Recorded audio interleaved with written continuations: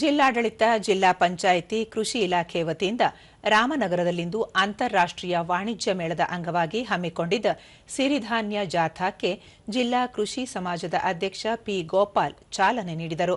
ಈ ವೇಳೆ ಕೃಷಿ ಸಮಾಜದ ಪದಾಧಿಕಾರಿಗಳು, ಕೃಷಿ ಇಲಾಖೆ ಅಧಿಕಾರಿಗಳು, ಸಾರ್ವಜನಿಕರು ಸೇರಿದಂತೆ ಹಲವರು ಜಾಥಾದಲ್ಲಿ ಪಾಲ್ಗೊಂಡಿದ್ದರು.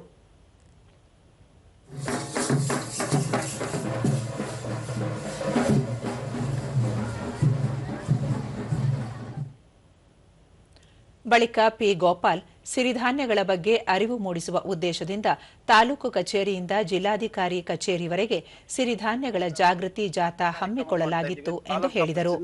ಡಿಸಿ ಆಫೀಸ್ ತನಕ ಮೆರವಣಿಗೆ ಜಾಥಾ ಮೂಲಕ ಮಾಡ್ತಾ ಇದ್ದೀವಿ. ಎಲ್ಲರೂ ಭಾಗವಹಿಸಿ ರೈತರು ಎಲ್ಲ ಸಮ್ಮೇಳನ ಕಾರ್ಯಕ್ರಮಕ್ಕೆ ಬರಬೇಕು ಅಂತ ತಮ್ಮಲ್ಲಿ ಕೇಳ್ಕೊಳ್ತೇವೆ. ತಾಲೂಕು ಕೃಷಿ ಸಮಾಜದ ಅಧ್ಯಕ್ಷ ಕೆಟಿ ಶಾಂತಪ್ಪ, ಸಿರಿಧಾನ್ಯಗಳನ್ನು ಹೆಚ್ಚು ಹೆಚ್ಚು ಬಳಕೆ ಮಾಡಿಕೊಳ್ಳುವುದರಿಂದ ಉತ್ತಮ ಆರೋಗ್ಯ ಕಾಪಾಡಿಕೊಳ್ಳಲು ಸಹಕಾರಿಯಾಗಲಿದೆ.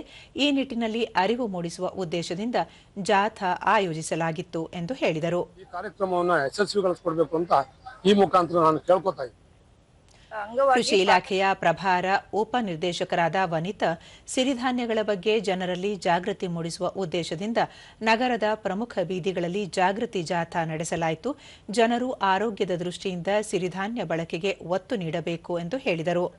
ಎಲ್ಲ ಸಾರ್ವಜನಿಕರಿಗೂ ಮತ್ತೆ ಇತರರಿಗೂ ಸಿರಿಧಾನ್ಯದ ಮಹತ್ವ ತಿಳಿಸ್ಕೊಡುವಂತದ್ದು ಇದ್ರದ್ದು ಪ್ರಮುಖ ಉದ್ದೇಶ ಆಗಿರುತ್ತೆ.